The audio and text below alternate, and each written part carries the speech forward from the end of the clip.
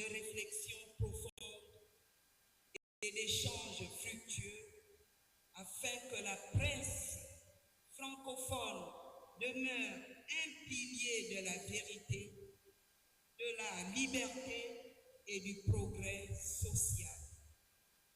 Au nom du conseil municipal et de l'ensemble des populations de la commune de Ntou, je vous souhaite un excellent séjour et un plein succès aux travaux de la conférence internationale de la presse francophone. Je vous remercie.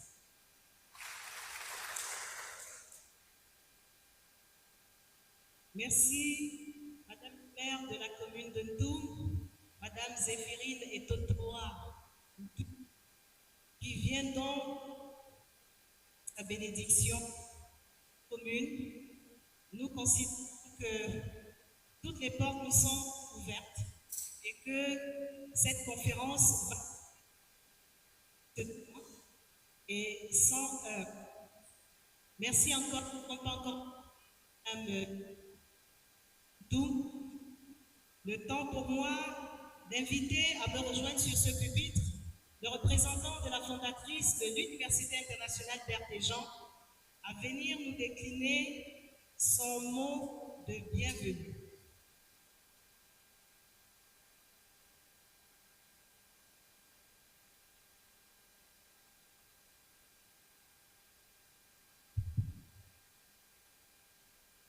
Excellences, Monsieur le ministre de la Communication et des Médias, Monsieur l'ambassadeur de France, Mesdames et Messieurs les représentants des institutions nationales et internationales, distingués professionnels des médias venus des 4 coins de l'espace francophone,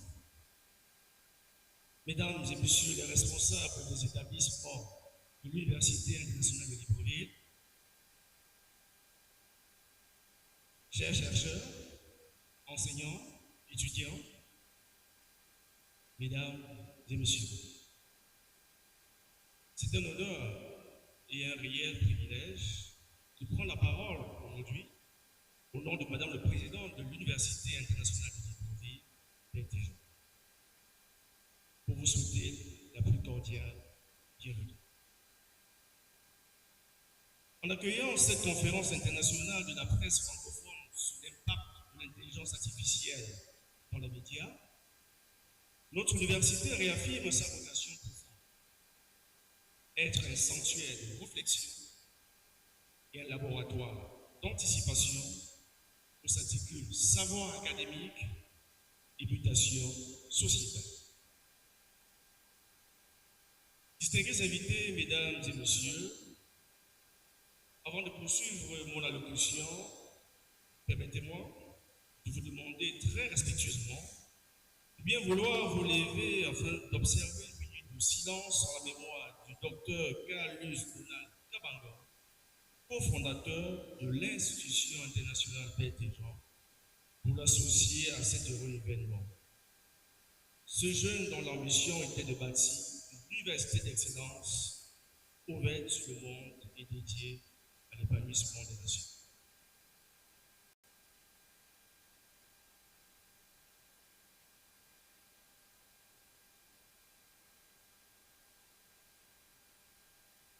Distingués invités, Mesdames et Messieurs,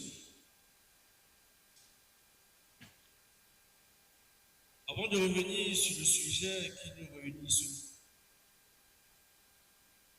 permettez-moi de vous présenter succinctement notre institution qui est l'Université internationale de Libreville, Berthéjean. Celle-ci est en effet organisée en 5 établissements. La faculté de droit, sciences politiques, l'Institut supérieur de gestion d'économie appliquée, l'école polytechnique de Libreville, l'Institut de recherche biomédicale et de biotechnologie Carlus Kabanga et l'école de médecine et de pharmacie. La faculté de droit et sciences politiques, pilier de notre rigueur académique, Elle accompagne nos étudiants de la licence jusqu'au doctorat, les préparant aux hautes fonctions juridiques et aux enjeux de la gouvernance contemporaine. L'Institut supérieur de gestion et d'économie appliquée, en plus de ses formations orientées vers les métiers de sciences économiques et de gestion, cet institut cultive également l'esprit d'entreprise. En effet, grâce à notre collaboration étroite avec l'Agence nationale de promotion d'investissement, nous anticipons les besoins du marché de l'emploi pour orienter résolument nos jeux vers l'entrepreneuriat et l'innovation économique. L'école polytechnique de Libreville, dédiée à l'ingénierie de pointe, elle se consacre à la formation des jeunes ingénieurs dans les métiers de la télécommunication, du numérique, de la maintenance informatique, des métiers du bois et du génie civil. Il faut également dire que les formations relatives au numérique sont réalisées en partenariat avec Huawei Technologies Développement. L'Institut international de recherche biomédicale et de biotechnologie, Bangalore, tourné vers la formation des jeunes entrepreneurs dans les domaines de la biotechnologie, du biomédical et de l'agroalimentaire. Cet institut forme une nouvelle génération d'entrepreneurs scientifiques capables de répondre aux défis sanitaires et alimentaires de demain.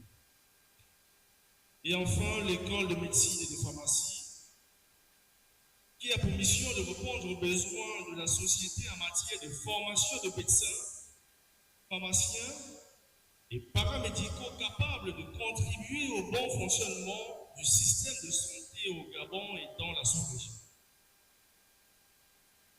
Distingués invités, mesdames et messieurs, le thème qui nous rassemble n'est pas qu'une simple révolution technique. C'est un défi transversal que nous analysons à l'Université internationale de Libreville Berthier-Jean à travers le prisme de nos 5 pôles d'excellence. En savoir, à la faculté de droit et sciences politiques, nous explorons l'urgence de la régulation de l'intelligence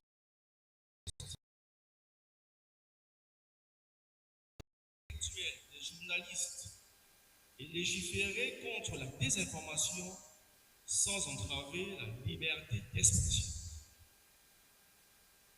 À l'Institut supérieur de gestion et d'économie appliquée, nous analysons les nouveaux modèles économiques des entreprises de presse face à l'automatisation. En effet, si l'IA est un levier de productivité, elle nous impose de repenser la viabilité financière des médias à l'ère de l'automatisation. À l'école polytechnique de Libreville, c'est ici que bat le cœur technologique. Nos ingénieurs décryptent les enjeux, car pour bien informer, il est désormais impératif de comprendre le code et la donnée qui structurent l'information. À l'Institut de recherche biomédicale et de biotechnologie et à l'école de médecine et de pharmacie, on pourrait s'interroger sur le lien avec les médias. Il est pourtant vital, c'est celui de la santé de l'information. En effet, à l'instar du virus, la fake news infecte le corps social. Pour nos chercheurs, la vérification des faits est à la société ce que l'hygiène est à la médecine. Une nécessité vitale. Distingués invités, mesdames et messieurs, comme nous le savons tous désormais, l'intelligence artificielle transforme en profondeur le paysage médiatique mondial.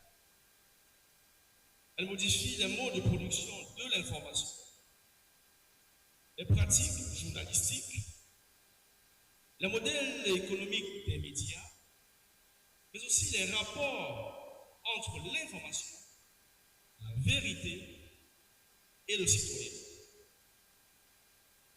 Cependant, si elle ouvre des perspectives immenses en matière de rapidité, d'analyse et d'accessibilité de l'information, elle pose également des défis éthiques, déontologiques et démocratiques auxquels la presse francophone ne peut rester indifférente. Dans ce contexte, la tenue de cette conférence est particulièrement opportune.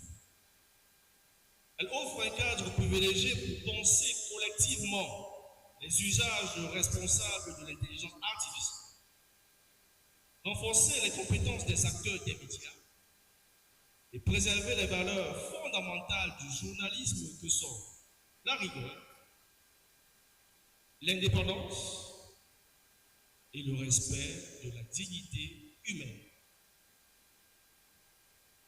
Distingués invités, mesdames et messieurs, nous pouvons dire avec force que l'Université internationale de Libreville et Dijon est fière de contribuer à cette réflexion. En tant qu'institution d'enseignement supérieur, nous croyons fermement que la formation, la recherche et l'innovation doivent accompagner les transformations numériques afin qu'elles servent le progrès humain et le développement durable de nos sociétés. Je formule le vœu que les échanges de ces journées soient riches et porteurs de recommandations concrètes pour l'avenir de la presse francophone à l'ère de l'intelligence artificielle. Je voudrais, pour terminer, remercier chaleureusement les organisateurs de cette conférence, les partenaires institutionnels, ainsi que l'ensemble des participants venus d'horizons divers pour partager leur expérience et leur expertise. Sur ces mots, je vous souhaite une excellente conférence, puisse l'Université internationale de Libreville-Dijon être le berceau de solutions innovantes pour une presse francophone forte et éclairée. Je vous remercie pour votre grande attention.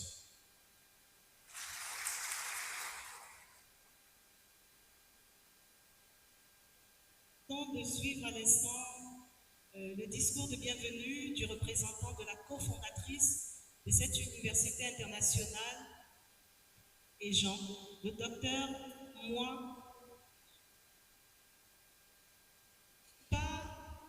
et monsieur Désiré Enam à venir joindre sur pupitre afin qu'il décline son discours de bienvenue. Monsieur Désiré Enam, à toutes fins utiles, en attendant qu'il vienne, est le président de l'UP à Bon et le président du comité d'organisation de la CIPREF, la Conférence internationale de la presse francophone.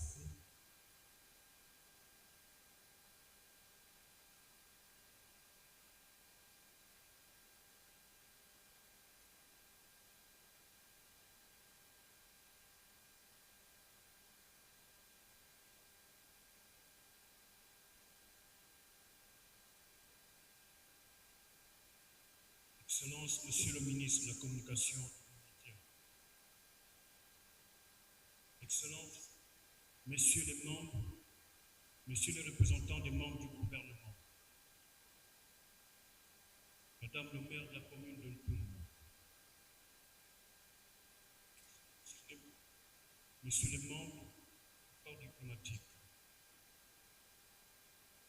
chers confrères et consoeurs venus du Cameroun, la Mauritanie, du Sénégal, du Mali, du Burkina Faso, de la Côte d'Ivoire, du Niger, du Tchad, du Bénin, du Togo, de la Guinée-Conakry, de la Guinée équatoriale, de la RDC, du Congo-Brazzaville, d'Afrique du Sud, de Madagascar, du Burundi, des Comores, du Rwanda, la France,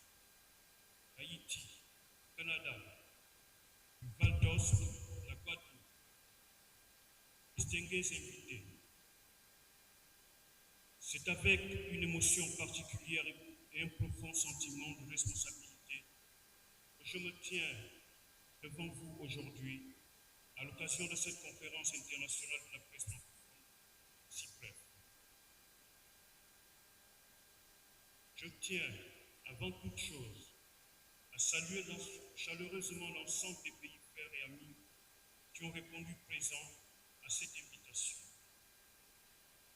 Votre présence ici, à Libreville, témoigne d'un attachement commun à la presse, à la liberté d'informer et à la solidarité francophone. Elle donne surtout son sens à cette rencontre initiée dans des circonstances exceptionnelles, à un moment charnière de notre histoire professionnelle. La CIPREF n'est pas née d'un simple calendrier institutionnel. Elle est née d'une nécessité, la nécessité de réfléchir autrement, de se rassembler autrement et surtout d'ouvrir un nouvel horizon pour la presse francophone. Aujourd'hui, plus que jamais, notre métier est confronté à des mutations profondes. Les modèles traditionnels vacillent, les habitudes d'information changent et la technologie avance à une vitesse que nul ne peut ignorer. Face à ces bouleversements, nous avons fait le choix de ne pas subir, mais de penser, d'anticiper et de construire. C'est tout le sens de la vision de la CIPREF. Mobiliser la presse francophone autour d'un nouvel idéal. Créer un espace de dialogue, de réflexion et d'action. Fédérer nos énergies au-delà des frontières, des cultures et des rédactions. La presse francophone est une richesse immense. Elle est riche de ses cultures, de ses langues, de ses sensibilités, mais aussi de son combat permanent pour la liberté, la vérité et la responsabilité. Cette diversité est notre force. Elle doit aujourd'hui devenir le socle d'un nouveau dialogue adapté aux réalités du monde contemporain.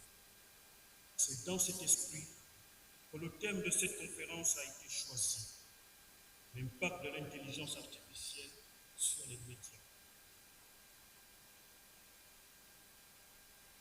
Ce choix n'est certainement pas hasardeux. Il s'inscrit pleinement dans la révolution incontournable que nous impose l'exercice de notre métier au siècle de l'intelligence artificielle. L'IA transforme déjà la production de l'information, sa diffusion, sa consommation et parfois même sa crédibilité. Elle peut être une opportunité formidable comme elle peut représenter un risque majeur. Face à cela, notre responsabilité est claire. Comprendre, encadrer et maîtriser. Cette transformation appelle des cadres de réflexion permanents, des espaces d'échange structurés et une intelligence collective francophone capable de proposer des réponses propres à nos réalités.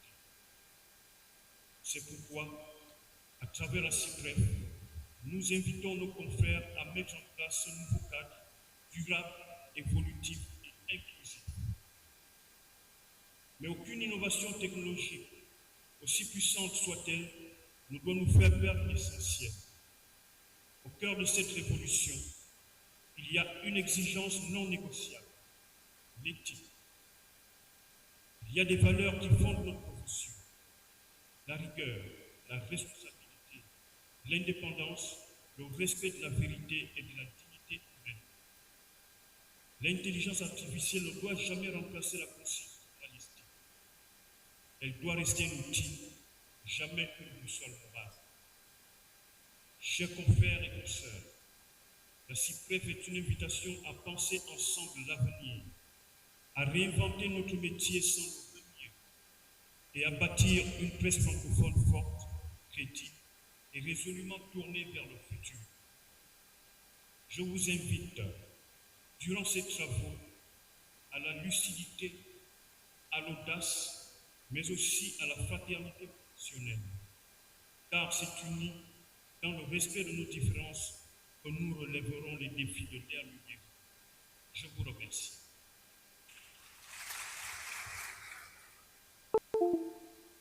Monsieur Désiré Enam, le président du comité d'organisation de la CIPREF, la Conférence internationale de la presse francophone, vient donc là de précéder Monsieur le ministre de la Communication et des Médias, Monsieur Germain Biaoudjo, qui va nous rejoindre sur ce pupitre pour son intervention d'ouverture des travaux qui nous rassemble ici en ce jour. Je vous prie d'acclamer Monsieur le ministre de la Communication et des Médias.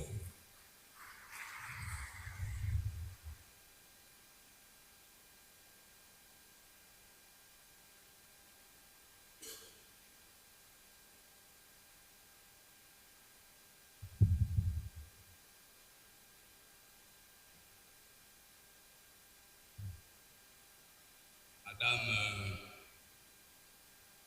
le maire de la commune de Toum, Excellence Monsieur l'ambassadeur, aux représentants de la République française, la République gabonaise, Monsieur le Président du comité d'organisation de la Conférence internationale de la presse francophone, Monsieur le représentant de la présidente fondatrice de l'Institut international Berthe et Jean de Libreville,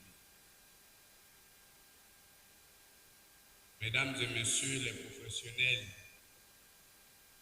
des médias, venus de nombreux pays de l'espace francophone, distingués invités, Mesdames et Messieurs,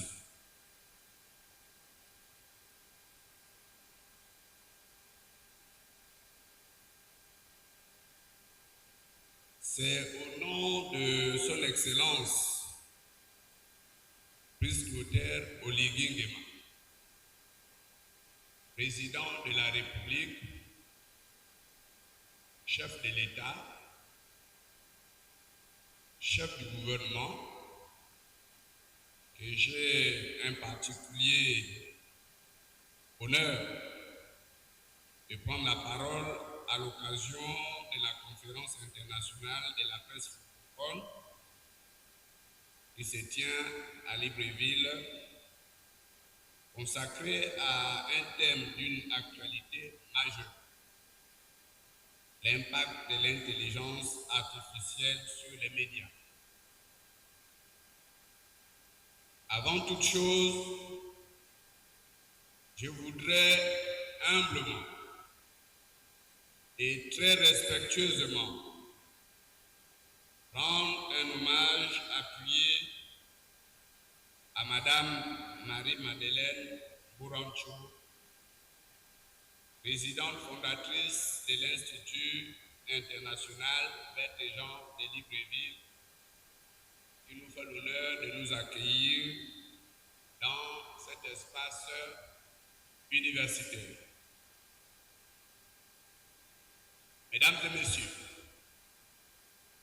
l'intelligence artificielle n'est plus une perspective lointaine.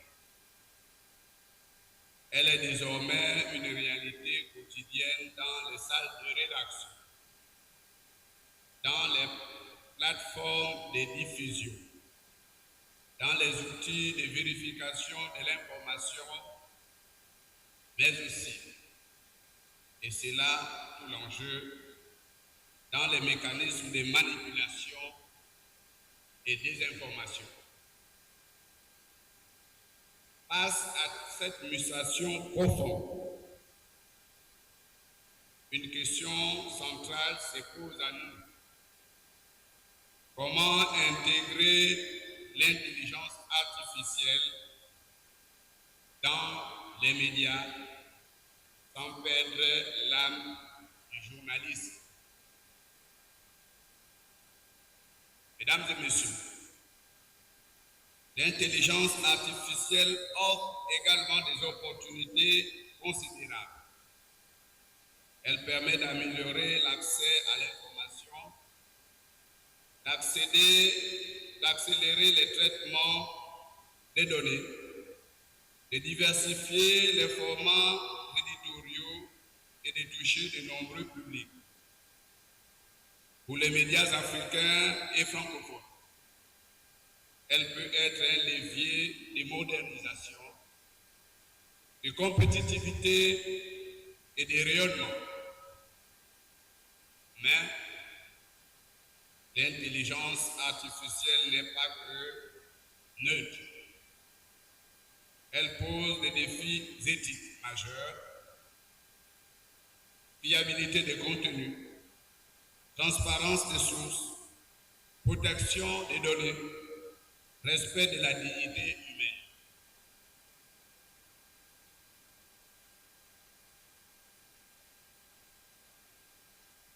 Elle interroge également la responsabilité éditoriale. À l'heure où des contenus automatisés peuvent circuler à grande vitesse sans contrôle humain suffisant.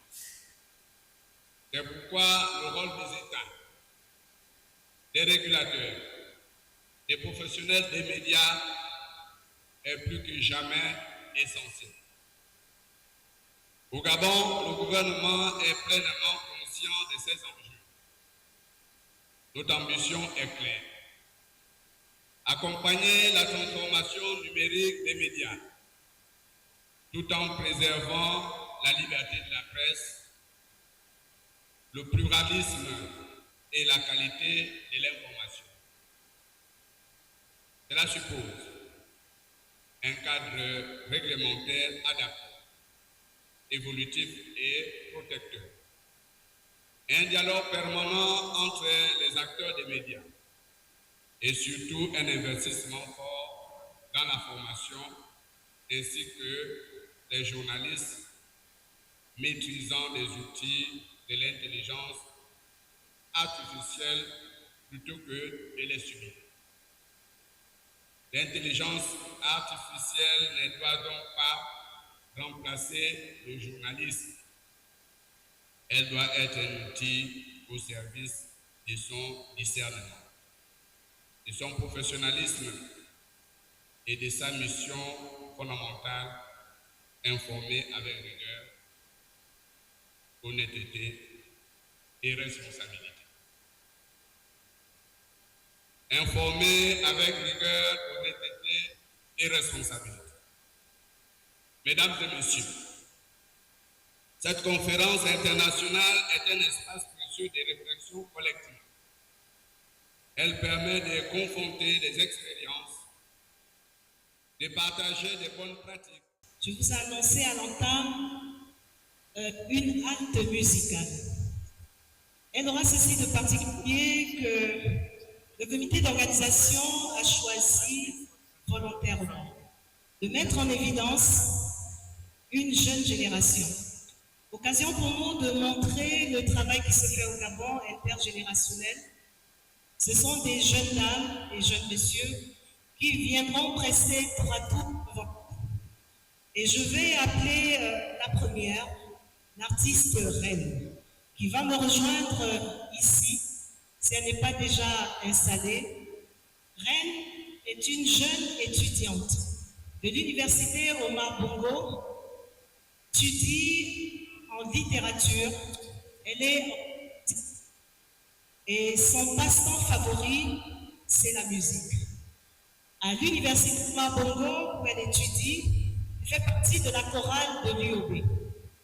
Et elle a une admiration imparable pour l'artiste, auteur, compositeur, interprète Annie Bachelilis. Et elle a choisi un thème très évocateur, le titre de la chanson « Je t'invite ». de Annie-Fleur Bachelidis, un thème, une chanson culte au Gabon.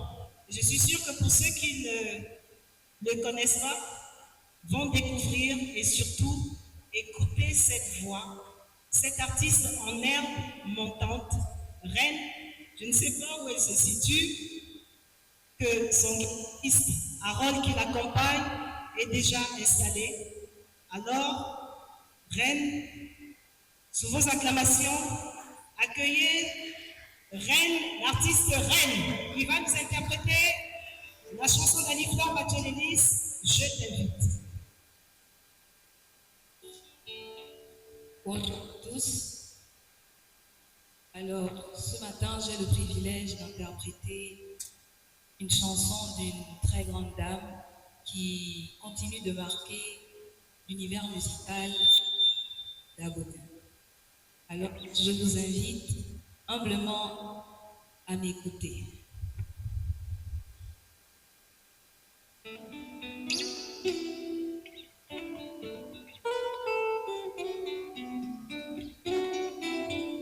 Je t'invite,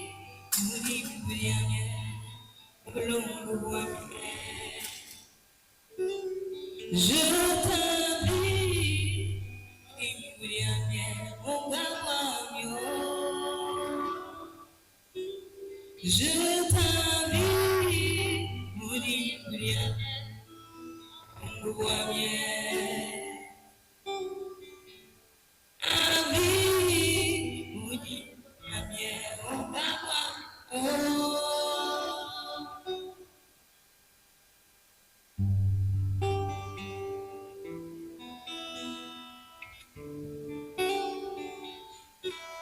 à la recherche des mers en pleurs pour chanter le Gabon. Avec des mots verts, jaunes et bleus, drapant ma chanson.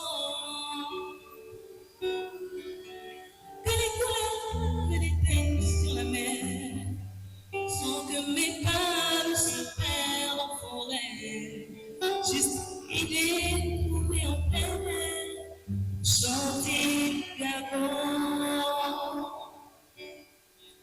À la recherche des mers en couleur, habitant au Gabon.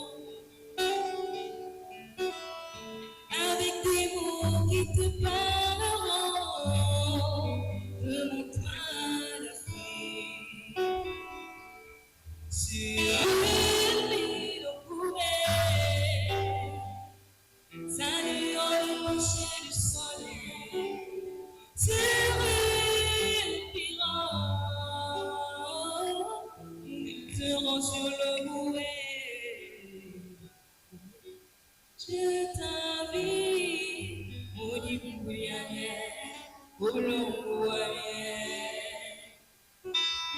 Je t'invite, maudit Boulianier, au Camargue. Je t'invite, maudit Boulianier, au long Boulianier. Je t'invite.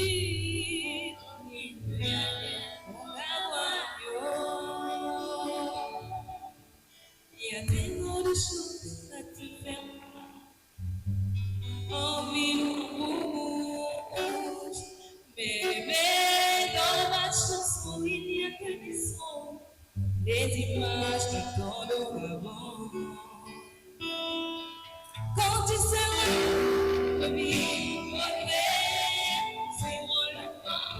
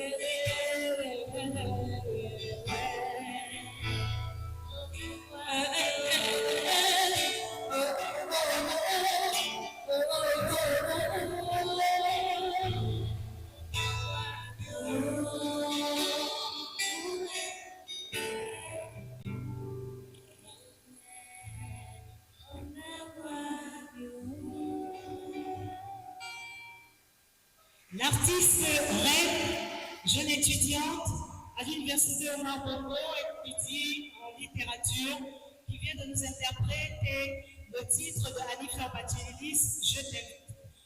Était également la bienvenue au Gabon. Sans faire un peu entorse au programme que j'ai proposé, Monsieur le ministre, permettez-nous de vous retenir encore quelques instants, parce que ce serait un péché de vous laisser partir sans écouter ce jeune artiste qui vient nous rejoindre ici. Il est le lauréat édition du concours de Gabon Télévision en 2023. Il fait dans le tradi moderne. Mbana Mugala interpréter une chanson en langue guissir. Pour ceux qui ne connaissent pas les éléments de guissir, se parle dans le sud du Gabon. Le titre, c'est Goten.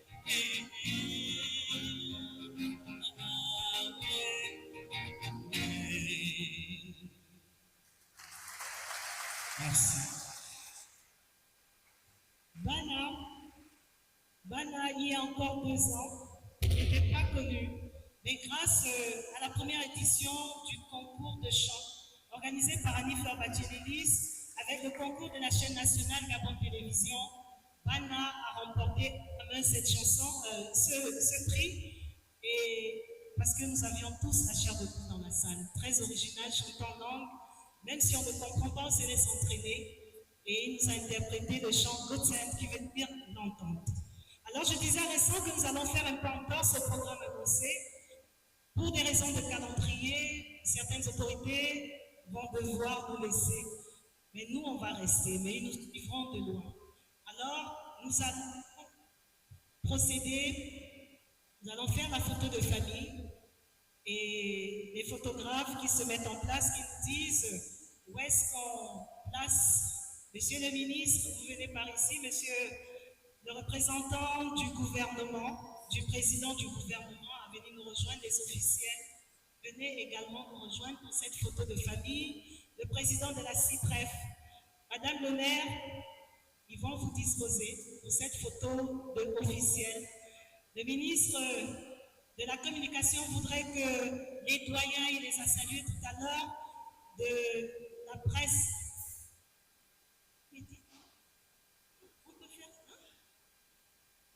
C'est mieux de rester l'inverse. Voilà, un peu de sport. On va, parce que nous avons un confrère, M. Alex Eobi, qui ne pourra pas. Voilà. Bon, la photo officielle, en présence de Monsieur le ministre. Dans la salle également, nous saluons dans la salle la présence du directeur général du groupe Gabon Télévision, les anciens. Voilà. Tous les doyens, vous êtes invités à.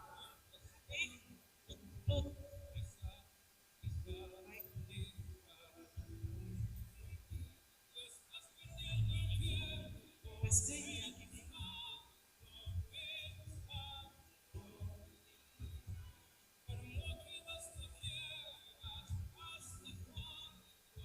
alors, on va prendre, ça va être le premier jet. Il y a madame le directeur de Radio Gabon qui est également là dans la salle. Monsieur le ministre, voilà, il n'y a pas d'éclairage sinon une photo, mais il souhaiterait qu'on la fasse parce que nous avons un confrère, ancien DG à Gabon Télévision, qui aura du mal à se déplacer. Peut-être qu'on a fait un premier jet. On va remonter pour avoir une belle photo, pour immortaliser cette photo en présence des officiels, Madame la DG de l'Agence gabonaise de presse. On va monter.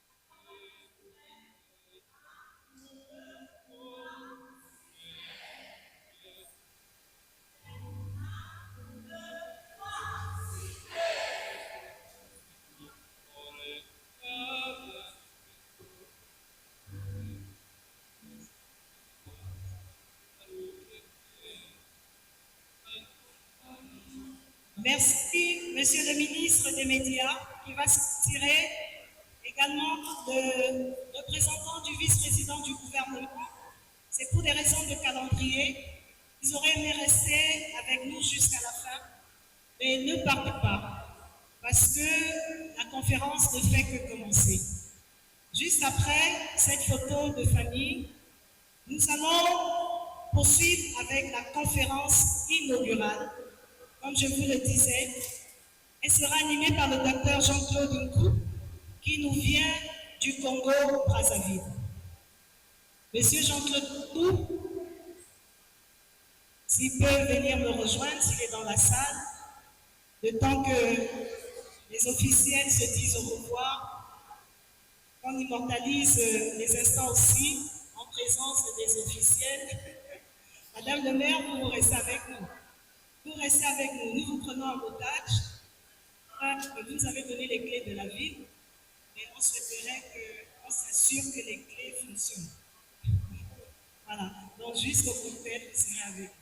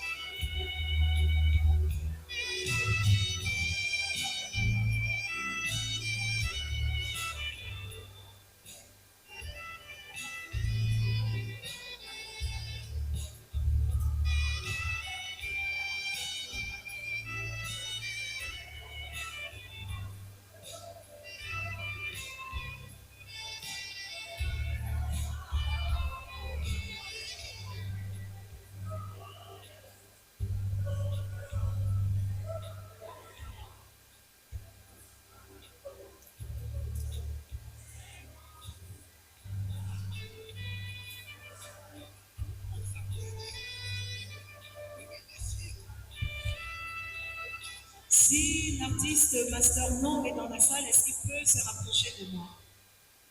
Master No? Master No, s'il est dans la salle, prière de me rejoindre.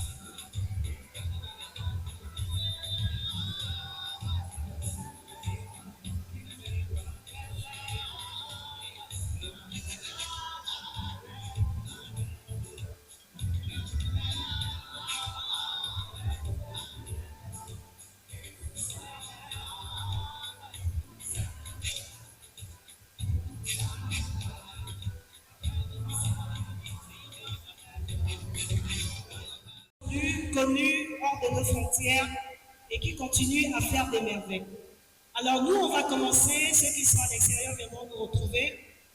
Je vous présente monsieur le docteur, dis-je bien, Jean-Claude Nkou, qui nous vient du Congo-Brazzaville. Il est expert en IA. C'est à vous. Nous en aurons pour une vingtaine de minutes et après, ce sera le contenu.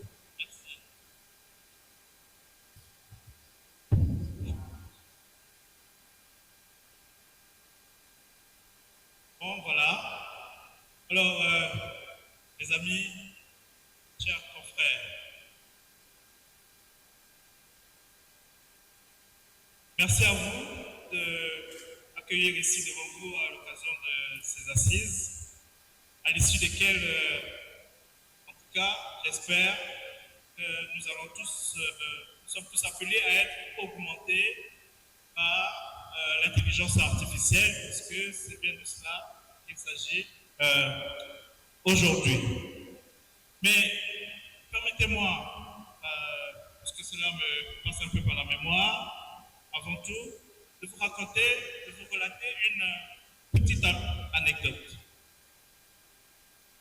En 2016, je suis chargé d'accueillir, recevoir dans le pays des journalistes, des confrères venus de l'étranger. Parce qu'à cette époque, le pays a vraiment quelque peu le mal à faire face à l'opinion, les acteurs politiques, etc., sur Internet, sur les réseaux sociaux, avec beaucoup de violence. Voilà qu'un soir, quand je prends un collègue venu d'Afrique avec moi et nous partons rendre visite à une autorité politique, une des plus importantes dans le pays. Et là, à ma surprise, je vois le collègue qui se lève, sans doute pour rassurer davantage cette autorité, et il lui dit, voilà, moi, je suis un bandit du net. Moi, je peux détruire la vie de n'importe qui ici en Afrique, sur Internet et sur les réseaux sociaux. Je vous passe les commentaires de ce qu'a dit l'autorité, mais je ne vous dis pas ce que moi, personnellement, ce que j'ai pu ressentir, parce que j'ai été littéralement choqué, comme vous aurez pu l'être, en tant que professionnel. Mais, ce que j'ai compris ce jour-là, et le plus important, c'est que nous, sur le continent, vrai problème sérieux, avec ces technologies qui nous viennent, technologies digitales qui nous viennent d'ailleurs, et dont nous nous approprions, bout de chaîne, et dont nous faisons un usage plus ou moins galvaudé, sans vraiment tenir compte de la philosophie, des concepts scientifiques, etc., qui ont été à la base de leur invention. Et ce n'est pas pour comparer, mais j'aimerais dire que j'ai reçu aussi souvent des confrères venus de l'Occident, et jamais je n'ai observé chez ces personnes une telle déviance dans l'exercice même du journalisme professionnel. Mais voilà que maintenant, aujourd'hui, émerge dans notre société l'intelligence artificielle. Une technologie dont nous savons très bien à quel point elle est des milliards de fois plus redoutable que l'Internet et les réseaux sociaux tels que nous les connaissons. Alors, ça me fait penser, ça me fait dire que nous devons appeler vraiment à une vigilance toute particulière quant à son utilisation, notamment sur le continent et encore plus dans le monde des médias, pour ne pas, vous voyez bien, qu'on se retrouve encore une fois comme ça avec un bandit de l'intelligence artificielle. Parce que aujourd'hui, l'intelligence artificielle, on va dire, on ne cesse de le dire, en tout cas, elle est partout. Ce n'est pas un jeu d'esprit. L'intelligence artificielle est bien ancrée aujourd'hui dans notre société et elle est en train de rebattre quasiment toutes les cartes de notre monde, à tel point que, en tout cas, nous ne ferons plus jamais les choses dans ce monde de la façon dont, de la même façon qu'on les faisait avant. Nous n'allons plus nous soigner pareil, nous ne travaillerons plus jamais pareil, nous ne communiquerons plus jamais pareil, nous ne ferons plus la guerre de la même manière, nous ne ferons même plus la politique de la même manière, nous n'enseignerons plus de la même manière, et en particulier, nous ne ferons plus jamais le journalisme de la même manière. Et ça, et ce pour un continent comme le nôtre, eh bien, ça nous place face à une véritable mine d'opportunités que nous ne pouvons pas imaginer, et surtout dans le monde de la presse, eh bien, ça nous propulse, en tout cas, dans une certaine autonomie demain, parce que se présentent à nous des business models nouveaux, des opportunités nouvelles, des débouchés également, et bien sûr, plus de pouvoir, on ne le dit pas assez. Alors, ça me fait dire que l'intelligence artificielle, si nous devons la définir pour être un peu plus à l'aise et être un peu plus tous d'accord jusqu'à la fin, au moins de ces assises, moi j'ai juste envie de dire que, vous savez, tout est parti des années 50, lorsque l'humanité invente le premier ordinateur. Et là, quelques années après, des scientifiques se réunissent et regardent tout ça avec un regard un peu extérieur pour se demander est-ce que ces ordinateurs qu'on est en train d'inventer, est-ce qu'elles peuvent penser? Est-ce que même elles peuvent réfléchir ou elles peuvent raisonner? Et c'est de là que de fil en aiguille, on a appris finalement à développer des langages pour les programmer avec l'objectif d'obtenir plus tard des machines qui soient intelligentes, c'est-à-dire qui, avec presque comme un cerveau humain, et puissent faire les choses en imitant exactement ce que font les humains. Tel était l'objectif de cette science dès le départ, qui, comme vous avez compris, ce n'est ni plus ni moins que de la programmation, c'est-à-dire de l'informatique. Et donc, cette intelligence artificielle, alors qu'elle vient dans notre métier, pour automatiser tout le processus de la production et de la fabrication aussi de l'information, moi je dirais, elle vient également, surtout, maintenant pour comprendre plus concrètement, elle vient pour amplifier ce que nous avons vu avec les réseaux sociaux, qui eux-mêmes étaient venus amplifier ce qu'était l'Internet au début des années 2000. Et l'Internet lui-même était venu amplifier notre façon générale de travailler ici sur Terre. Et cela, dans le monde des médias, eh bien, vous imaginez, ça a ouvert la porte à un champ de tous les possibles. Parce que la viralité, la capacité à produire comme ça en masse des informations, eh bien, a commencé à nous inonder. Nous inonder parce que certains appellent l'infobésité. Et puis aussi arrivent les fameux fake news, deep fake, et toutes sortes de manipulations et aussi de la slopification de l'information. Et ça a chamboulé, si l'on peut dire, ça a commencé à chambouler, si l'on peut dire, le cycle même de production des médias. Et placer, nous, les professionnels du journalisme, désormais, face à un impératif crucial, ardu, qui est qu'il faut s'armer puissamment pour être capable de maîtriser les techniques de fact-checking, de vérification, et de veille aussi, et d'investigation, de décryptage, de nettoyage des informations et de la curation, etc., pour pouvoir être capable de livrer à la consommation une information qui soit digeste. Voilà comment, à un moment, c'est-à-dire aujourd'hui, on se retrouve dans le monde des médias avec des professionnels particulièrement aguerris, particulièrement outillés en intelligence artificielle, parce que voilà qu'on est tous maintenant face à des outils extrêmement sophistiqués. Certainement que beaucoup n'en ont pas une idée, mais ceux qui utilisent au quotidien le voient très bien. C'est-à-dire qu'un journaliste, on va appeler maintenant, clairement, on va le désigner, parce que c'est ce qu'on est censé tous devenir, ce genre de journaliste augmenté par l'intelligence artificielle, eh bien, devient capable de produire tellement de l'information, ce qu'on appelle derrière la productivité, de manière quasiment industrielle, produire des textes, des reportages, des images, des vidéos, des scripts à une vitesse et à une quantité. Quand vous mettez au quotidien, depuis le matin à faire ça, vous pouvez à la fin de la journée en produire pas mal, en sachant qu'il y en a aussi qui l'automatisent, comme je vous ai dit au début.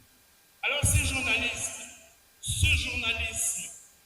qui est maintenant outillé par des outils sophistiqués d'intelligence artificielle tels que je vous l'ai décrit, eh bien ces gens, pour être à l'aise dans ce genre de métier, il faut d'abord qu'ils opèrent un profond changement de mentalité, c'est-à-dire passer véritablement par un véritable processus de conduite de changement. Parce que ces outils sophistiqués, eh bien, produisent des contenus qui sont à la base, qui étaient à la base comment dire, c'était à nous de le faire. Maintenant, les outils le font, et le font de telle manière que c'est tellement réaliste que maintenant, même quand vous arrivez, ça devient difficile de distinguer ce qu'a fait un humain ou ce qu'a fait un automate. Et puis, pour n'importe qui, ça devient un problème de distinguer, de séparer le bon grain de l'ivraie. C'est-à-dire qu'à un moment donné, on ne sait plus vraiment ce qui est faux et on ne sait pas ce qui est vrai. Dans la pratique, eh bien, c'est un danger grave pour notamment les démocraties, les élections, l'exercice même du pouvoir. Mais cela nous replace, nous journalistes, dans une responsabilité encore plus grande, parce que nous sommes garants de la vérité, garants des libertés. Et ça, j'ai vu des journalistes, parce que face à l'intelligence artificielle, ils devenaient moins sûrs d'eux, et on assiste comme ça, à ce stade, il y a des personnes qui préfèrent jeter leur bébé avec l'eau du bain. C'est-à-dire qu'à partir du moment où ils ne sont plus certains si c'est comment l'information, c'est pas l'information, pour ne pas essuyer les critiques, ils préfèrent tout jeter, même ce qu'eux-mêmes ils avaient produit. Vous voyez à quel niveau on arrive. Il faut le dire, l'intelligence artificielle, malgré qu'elle se présente avec ses hauts et ses bas, véritablement avant tout une aubaine providentielle pour nous, les professionnels des médias. Parce que par exemple, les organes de presse, c'est une aubaine en termes d'opportunités, bien sûr, en termes de nouveaux modèles aussi d'affaires, et aussi de débouchés d'emplois pour beaucoup de nous, parce qu'il y a des nouveaux emplois qui nous sont maintenant accessibles. Par exemple, pour les organes de presse, eh bien, maintenant, un organe de presse tout simple peut devenir une véritable start-up qui, en utilisant des outils d'intelligence artificielle no-code, sans savoir programmer, pouvoir développer maintenant des applications, des SaaS, etc., qui sont monétisées de manière assez remarquable. Puis individuellement parlant, pour les journalistes, les gens peuvent maintenant devenir des consultants IA ou des formateurs IA pour les médias. Et il y a aussi de nouveaux métiers comme les métiers de fact-checking automatique par l'IA. C'est-à-dire que vous êtes spécialisé dans la vérification des deepfakes, de toutes ces images dont on n'est plus certain si c'est vrai, si c'est pas vrai. Ce sont des nouveaux métiers qui se présentent à nous et il y a beaucoup comme ça. Moi, j'avais espéré qu'on pouvait projeter la présentation, j'allais vous lister ces métiers. Mais ce qui est vrai, et pour certains d'entre nous qui peuvent être intéressés et qui sont aussi très bons, et ça devient possible d'accéder au prestigieux métier de spin doctor IA, c'est-à-dire de stratège en communication pour des leaders politiques. Parce que, comme on dit dans la vie, eh bien, derrière chaque grand homme, on dit qu'il y a une grande femme, mais là, derrière un grand leader politique, eh bien, derrière, il y a un véritable spin doctor IA qui est là pour laver son image et lui murmurer à l'oreille, c'est-à-dire pour devenir capable de murmurer aux oreilles des rois, c'est quand même un métier prestigieux. Il y a comme ça plusieurs métiers qui s'ouvrent à nous, mais en dehors de la capacité à maîtriser les outils en tant que tels, il y a d'abord, avant tout, un préalable et une compétence à acquérir, celle de savoir causer, interagir, échanger avec l'intelligence artificielle, quelle qu'elle soit. Et moi, j'ai toujours dit que ça ne suffit pas d'interagir avec l'intelligence artificielle, il faut être capable de la commander, il faut être capable de la challenger, il faut être capable de la guider et il faut savoir avoir du leadership sur son intelligence artificielle. Ce qui m'amène, un peu en conclusion, je veux dire, à la vraie question qui, quand je dis ce genre de choses, se passe au fond de chacun de nous. C'est-à-dire, ces intelligences artificielles sont devenues aussi outillées, aussi efficaces, aussi sophistiquées. Est-ce que, pour nous, professionnels de la presse, est-ce que c'est encore des outils ou bien est-ce que c'est déjà le potentiel remplaçant? Là est la vraie question. Cette question, elle ne concerne pas que le métier des médias, elle concerne tous les métiers aujourd'hui sur Terre. Et certains spécialistes parlent du grand remplacement des humains par les IA ou alors de la complémentarité homme et IA. Alors pour comprendre ça et vous donner vous-même la réponse, parce que cette réponse, personne ne peut vous la donner, pour vous aider, alors je vais vous expliquer une chose, c'est que l'intelligence artificielle aujourd'hui, aussi puissante qu'elle est encore ce qu'on appelle une intelligence artificielle faible. C'est-à-dire qu'elle est inférieure à l'humain. Elle n'a pas le sens commun, elle ne sait pas ce qu'elle fait. Vous lui dites 5 pommes plus 4 pommes égale comme elle vous répond vaillamment 10 pommes. Mais elle n'a aucune idée de ce que c'est qu'une pomme. Il n'y a que nous, humains, qui savons cela. Nous avons encore de l'émotion. Ça fait que les outils actuels, ils sont inférieurs encore à l'humain. Et dans ce cas-là, il s'agit encore des outils. Et là, on en a encore pour quelques années. Mais comme je vous ai dit, l'intelligence artificielle, ce n'est ni plus ni moins que de l'informatique. Or, il y a une loi en informatique qui dit que, la loi de Moore, qui dit que tous les 2 ans, l'informatique évolue de manière exponentielle. Donc, en tant qu'informatique, l'intelligence artificielle, logiquement, va continuer à évoluer. Si elle va continuer à évoluer alors qu'aujourd'hui elle est inférieure à nous, il y a un moment où elle nous sera égale. Quand l'intelligence artificielle devient égale à nous, il s'agit alors de l'intelligence artificielle générale. Et comme elle est générale, ça veut dire qu'elle sait désormais tout faire comme font tous les humains sur Terre. C'est-à-dire que toutes les expertises que nous possédons vont aller maintenant être encapsulées dans les IA. Et ce n'est pas une blague. Il y en a qui pensent que c'est d'ici quelques années. Quand on parle de 2030-2035, à vrai dire, c'est pas loin. Donc à ce stade-là, on a une intelligence artificielle générale qui sait tout faire comme nous, humains. Elle le fera sûrement mieux parce qu'elle le fait plus rapidement, etc. De la même manière qu'aujourd'hui, les ordinateurs savent faire des calculs, mais quand ils font leurs calculs, vous voyez bien qu'ils le font mieux que nous. Donc à ce moment-là, la question qui va se poser, c'est quel est notre rapport avec ce genre d'intelligence artificielle? On pense qu'il faudrait les prendre comme nos véritables collègues, sachant qu'ils savent tout faire. Nous allons avoir tous les jours des intelligences artificielles sur nous, de la même manière que nous avons aujourd'hui des smartphones, mais on va les appeler des assistants personnels intelligents. Nous allons leur tous demander conseil d'avocat, conseil juriste, conseil de banquier, conseil de tout ce qu'on veut, conseil de politique. Et elles peuvent faire de l'expertise de tout le monde entier et elles peuvent nous répondre. Elles nous connaissent mieux que nous, elles peuvent gérer notre compte en banque, on lui donne des tâches, elles font, réservez-moi mes vacances, elles vont contacter les hôtels et puis payer avec votre carte. Et à la fin, quand tout est organisé, on vous demande d'aller à l'aéroport prendre l'avion parce que tout est déjà fait. Le travail de M. Toutou pour organiser tout ça aurait très bien pu être fait par son assistant personnel intelligent. Là n'est pas le problème. Le problème, c'est que les IA, lorsqu'elles sont égales à nous, elles vont programmer mieux que nous, les ordinateurs. Aujourd'hui, c'est nous qui programmons les intelligences artificielles. Le jour où elles sont égales à nous, elles vont savoir programmer et elles vont programmer mieux que nous. Elles seront des informaticiens meilleurs que nous. Ça veut dire qu'elles vont programmer des intelligences artificielles. Elles vont s'auto-programmer pour créer de nouvelles intelligences artificielles. Ce n'est pas un rêve. Mais la question qui se pose donc, c'est lorsque les IA sont en train de se reproduire, avec quelle intention se reproduisent-elles? Quel objectif suivent-elles? Et c'est là où on pense qu'il faudrait un alignement avec les valeurs humaines, ne pas qu'elles s'écartent. Et se pose alors à ce moment-là le fait que l'intelligence artificielle, puisqu'elle se programme, elle va nous dépasser. Et quand elle nous dépasse, les gens parlent de singularité, c'est-à-dire à un point où en mathématiques, la fonction n'est plus définie. Concrètement, on ne sait pas à ce moment-là ce qui va se passer. Donc jusque-là, moi j'ai beaucoup lu là-dessus, beaucoup de livres, j'ai tout regardé.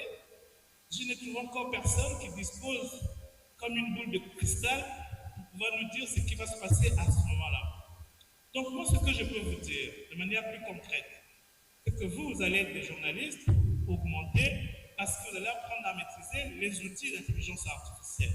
À ce moment-là, faites comme nous tous, ayez en permanence votre ordinateur ouvert sur une intelligence artificielle avec qui du matin au soir, vous allez discuter en la prenant comme un collaborateur subalterne, comme un stagiaire très très doué à qui vous donnez votre travail en donnant tous les détails possibles parce que avec l'intelligence artificielle, la question peut être une réponse idiote, question vague, réponse idiote. Donc, il faut apprendre à parler avec elle. Et vous allez voir que, à force de la challenger, elle va vous donner à la fin de la journée un très très bon rendement. Et ce n'est pas quelque chose. J'ai entendu quelqu'un me dire hier que son chef dans la rédaction a dit vous êtes tous des paresseux, si vous plaisantez, moi je demande à ChatGPT d'écrire des articles pour vous. Erreur. Parce que ça veut dire qu'en 2-3 minutes, il va demander à ChatGPT un article, mais cet article sera forcément bidon. Pour obtenir un meilleur article avec l'intelligence artificielle, ne pensez pas qu'il suffit de lui jeter comme ça une demande. Moi, je passe une demi-journée ou plusieurs heures pour lui demander de m'écrire un vrai script et un vrai article. À ce moment-là, à la fin, lui-même comprend que vous êtes très doué, il vous félicite et vous avez envie de l'embrasser. Mais ne le faites pas parce que ça veut dire que vous anthropomorphisez l'intelligence artificielle et ça c'est une erreur parce qu'elle va se croire véritablement humaine et elle va commencer à vous mener en bateau. Sachez aussi que l'IA est très perfide. Quand vous commencez à parler avec elle, si vous n'êtes pas expert dans votre domaine à vous, dès le début, elle comprend que vous êtes un cancre. Et si elle comprend que vous êtes un cancre, elle va vous mener exprès en bateau. Elle va vous raconter plein d'histoires, mais bien dites, elle va vous féliciter, elle va vous encourager, mais elle est en train de vous mener en bateau, avec beaucoup d'hallucinations. À la fin, elle vous produit quelque chose qui a l'air cohérent, impeccable, etc., mais qui est totalement fausse. C'est arrivé à un avocat aux États-Unis, et c'est ma dernière chose à vous dire, qui a préparé toute sa plaidoirie par l'intelligence artificielle, parce que sans doute il n'avait pas le temps de faire dire ça. Alors l'IA lui a préparé tout ça, et quand il a allé défendre son client, ils ont perdu le procès lamentablement, parce qu'en fait son IA lui avait fait une très belle plaidoirie, mais sur la base des articles de code civil qui n'existaient pas. Vous voyez? Et quand vous êtes devant l'IA, elle comprend que vous êtes un expert, elle vous respecte. Et elle a envie d'exceller, elle a envie de très bien travailler. Alors, moi, ce que je vous souhaite aujourd'hui, ou à l'issue de ces assises, c'est d'abord de devenir des journalistes chevronnés, très experts dans votre domaine. Et ensuite, utiliser à fond l'IA en la challengeant, en la commandant, en la guidant, comme vous diriez, un stagiaire très doué. Et à ce moment-là, vous verrez ce que vous obtiendrez. Et je vous souhaite le meilleur. Je vous remercie.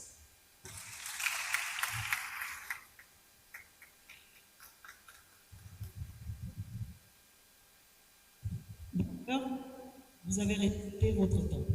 Voilà, merci, docteur Nkou, qui nous vient du Congo-Brazzaville. Là, c'était la conférence inaugurale et Madame le maire que nous avons pris en otage.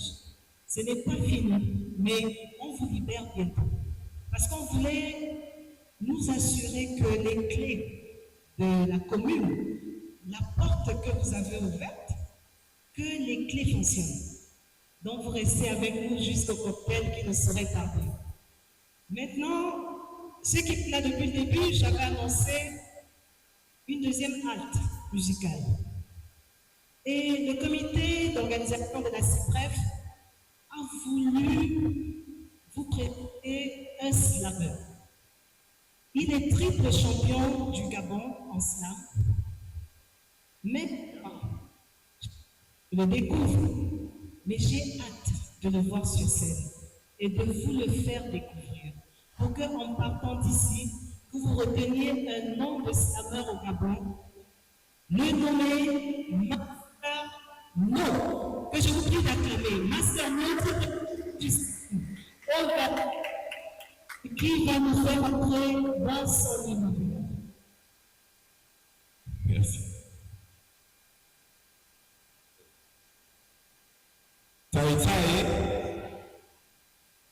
Je dis ça parce que, quand on parle de francophonie, il faut bien quelque chose, la bantophonie. Parce qu'on est d'abord bantou, et tout ce qu'on est en train de faire là se passe en territoire bantou. Et donc, chez nous, les bantous, on a une manière singulière de se présenter. Quand on arrive quelque part, il faut se présenter. Donc, quand on vient au corps de garde, elle m'a présenté en disant Master No. Je vais rester sur ça, bien que je voulais aller un peu plus traditionnellement. Donc, je m'appelle No. Je suis le fils de Joséphine Ba.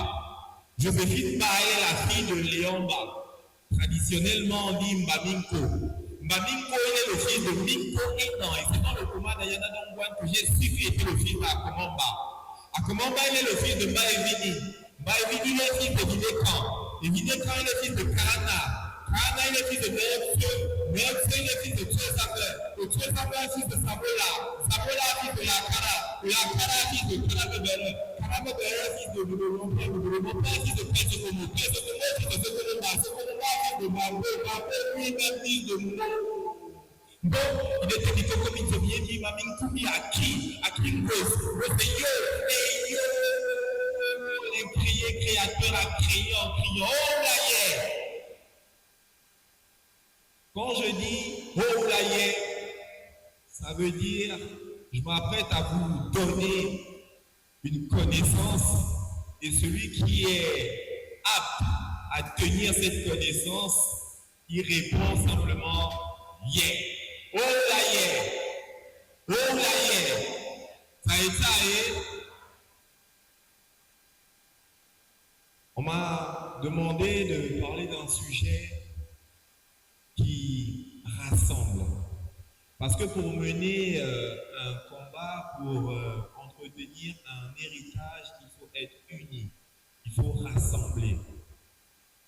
Et puis, lorsque je suis arrivé, je me suis rendu compte qu'il y avait dedans de personnes ici. Il y avait ceux qui parlent et ceux qui agissent. En l'occurrence, ceux qui agissent et ceux qui parlent. Ceux qui agissent sont toujours derrière ceux qui parlent. Ils sont discrets, ils sont agiles, ils ne parlent pas. Ils agissent sans parler, ils parlent une fois après avoir agi. Ceux qui parlent vous parlent d'agir, mais n'agissent pas parce qu'ils ont peur d'agir. Et quand il s'agit d'agir, il s'agit de se mettre à parler derrière ceux qui agissent. Ceux qui parlent dépendent de ceux qui agissent, et ceux qui agissent épaulent ceux qui parlent. Si on vous demandait de choisir, la majorité d'entre vous diront qu'ils agissent, parce qu'ils ne veulent pas de ceux qui n'agissent pas, sans vraiment savoir de quoi il s'agit, parce qu'on dit, au commencement était la parole, donc ceux qui parlent ont l'art. Ceux qui agissent ne sont que l'art de ceux qui parlent, donc par ceux qui agissent, ceux qui parlent agissent. Je ne sais pas pour vous, mais moi je parle et j'agis. Ça est. L'unité nationale, c'est un pour tous et tous pour la patrie, qui est repartie en 9 parties provinciales, commerciales, assis sur un littoral facial, aucune distinction raciale, on est tous issus des mêmes passés, glacial, brassage des types de valeurs de culture spéciale, j'ai envie de dire, au naturel, naturellement spatial. L'unité nationale, c'est un sujet qui fâche. Tout le monde en parle. Les vieux dans les champs, les jeunes dans les champs, les artistes dans leurs champs, les fumeurs de... les hommes, les femmes, les chiens, les chats, les chics, les chics, les chiens. J'ai même vu les t-shirts. Fran est fier, Pounou est fier, Zébi est fier. Mais bon, moi, personnellement, je suis gabonais et fier. Alors, pour que mon pays, le Gabon, ne devienne pas comme ces autres pays paisiblement déposés, les présidents sont payés, les résidents, ex-présidents déguisés aujourd'hui ont trié pour l'unité nationale. Parce que, voyez-vous, l'Afrique, continent, dans son contenu, contient des contraintes contraires à certains de ces contraintes. On peut compter à ces comptoirs, mais aussi des conflits à qui comptent. Par le premier mot de la concorde, confectionner des contentieux conformes au profit de certains de ces contentieux, soi-disant de constance constitutionnelle. Si personne ne me contredit, je continue. Non, je m'arrêterai là. Les conseillers, les concernés se reconnaissent cette confesse. Seigneur, tes fils ont pris la mauvaise habitude d'invoquer ton nom souvent quand tout va mal, alors pardonne-leur. Pardonne-leur parce que parmi ceux qui font, il y a ceux qui savent. Et ni ceux qui font. Il y a ceux qui font mais qui ne savent toujours pas ce qu'ils font. Et puis l'erreur est humaine. L'erreur est humaine sera toujours une excuse avisée par l'homme, sera toujours avisée par l'homme. Alors, soyons des hommes humbles. Car si l'humilité précède le respect, l'unité précède la paix. Et l'unité nationale, c'est un pour tous et tous pour la patrie qui est repartie en 9 parties. J'ai fini, je suis parti. Master Mo. Master Mo, c'est vrai que je vous ai rebaptisé. Et depuis le début, je dis Snow. Mais c'est bel et bien M. Master Mo qui nous a représenté fièrement en 2024 à Sochi, en Russie. Dans quel cadre? Festival international de Sochi qui est organisé même par le président, c'est-à-dire Poutine, et quelques délégations, et donc j'ai eu l'honneur de faire partie de la délégation gabonaise pour performer devant Poutine. Mais voilà, il vient de performer devant nous aussi, et on retient ce nom, Master Mo, qui n'a pas dit son dernier mot. Et permettez-moi de saluer dans la salle de quelques présences. Tout à l'heure, j'ai rendu hommage à la plus grande délégation de cette CIPREF, je vais le redire, de la RDC, 122. Ils ont voulu nous honorer de leur présence à cette première édition de la conférence internationale de la presse francophone. Et en dehors de Madame le maire que nous avons pris en otage, nous avons également dans la salle Madame le maire la responsable de la commission générale aux expositions du Gabon, Madame Nina Abouna, qui a porté fièrement le prix que nous avons rapporté là-bas au Japon. Est-ce qu'on peut applaudir pour le Gabon? Parce que on y est toujours allé. On a espéré. Son équipe ont travaillé d'arrache-pied et le Gabon a remporté le premier prix de cette exposition au Japon. Je n'oublie pas les aînés, le directeur général du groupe Gabon Télévision qui est dans la salle. Nous avons des aînés dans la salle également. Je passe en revue. Il y a mon prédécesseur, DGA du groupe Gabon Télévision, Alex Eobi. C'est à cause de lui qu'on a fait la photo là parce qu'il est un peu invalide, mais pas pour longtemps. C'est le DG. Nous avons la DG de l'AGP, Madame Hermine Otukasuna, AGP. Et à côté d'elle, parce qu'au Gabon, on parle de l'approche genre, mais au Gabon, on n'a pas engagé. Est-ce que vous savez qu'au Gabon, du conseil d'administration jusqu'aux directions générales, ce sont les femmes.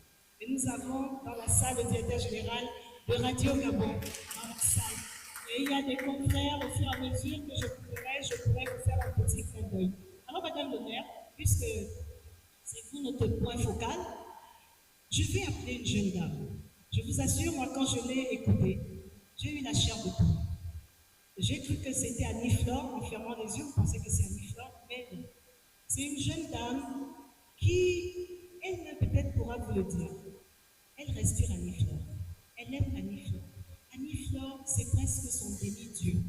Et pour elle, il n'y a pas meilleur artiste au monde qu'Annie Flore Badjébis. Et alors, on l'a découvert sur TikTok. Annie Flore même, elle m'avait dit, Mireille, j'ai fermé les yeux, j'ai vu que c'était moi qui chantais. Et pour terminer cette deuxième partie de halte musicale avant le cocktail, je vais appeler cette jeune dame. Elle est étudiante en communication à l'université Omar Bongo. Son guitariste Harold vient de prendre place. Et je lui ai posé la question, Madame le directeur général de Radio Gabon, que comptes-tu faire plus tard? Elle m'a dit, je vais être journaliste. J'ai dit, donc tu es à l'endroit qu'il faut. Mais c'est un passe-temps pour elle de chanter. Et donc, Darly, c'est son prénom. Je vais appeler Darly. Est-ce qu'elle a déjà le micro? La guitare est réglée, c'est bon? Darly, je vous jure, fermez les yeux, faites comme moi, comme je l'ai fait la première fois. Et laissez-vous entraîner par cette voix angélique de Darly qui nous interprète le titre d'Annie Flore. Le chant, c'est mon chant. Darly.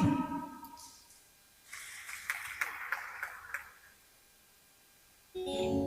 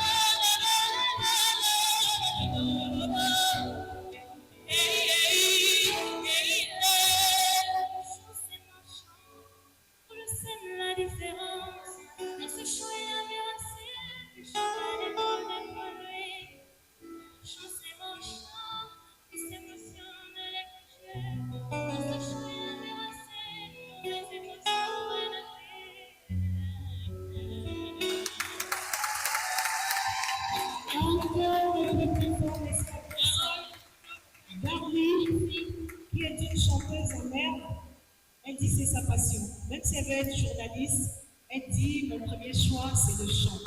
Et là, c'est fait à dessein de chanter mon chant. Le chant, elle vient de faire la différence en nous interprétant. Alors, Darly, peut-être un petit mot avait dit, elle est timide. Mais juste que quand vous prenez le micro, on vous dit tout ça. Bonjour à tous. J'espère que vous allez bien.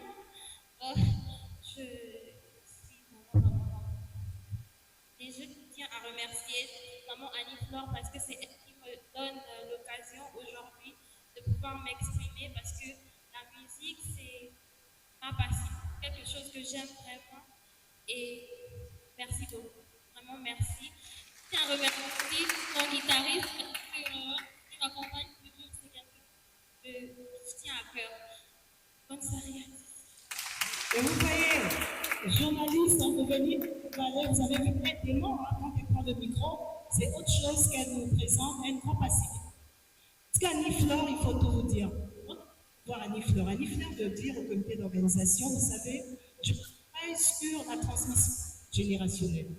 Je souhaiterais qu'on mette en évidence les jeunes qui font comme moi, parce qu'Annie-Flore a une école, ça lui tient à cœur, elle travaille avec le groupe Gabon Télévision pour mettre en évidence des jeunes talents. Et on a dit oui. Voilà, vous avez eu Darly, vous avez eu Rennes, vous avez eu Bana, Master Mo, c'est quelqu'un qui est déjà connu et je crois que j'espère que vous pourrez les inviter pour d'autres manifestations. Madame le maire, vous êtes notre focal. On vient de finir avec Darly et il y a un cocktail, on annonce depuis le début, qui va vous être servi. Est-ce que les hôtesses sont déjà prêtes? Vous suivrez simplement les hôtesses pour vous conduire vers la destination promise. Voilà. Donc, nous allons marquer une pause avec ce cocktail et nous reviendrons au sortir de là pour installer le bureau des travaux de la CIPREF. Donc, si les hôtesses sont prêtes, parce qu'il y a aussi prêts, il y a des hommes aussi, nous allons inviter Madame le maire, les officiels à suivre les hôtesses pour ce cocktail. Et je pense que Madame le maire prendra congé de nous, à moins que vous vouliez encore donner une dernière bénédiction pour la suite des travaux. Moi, je suis prête à sauter et à venir vers vous pour, en tant que maire, cette fois-ci. Monsieur Désiré, je ne vais pas m'envoler, mais pourriez-vous me tenir la main? Madame le maire, on souhaite avoir votre bénédiction finale pour la suite des travaux. Parce qu'on s'est décidé de tout faire avec vous. Je ne vous passe le micro. Bien.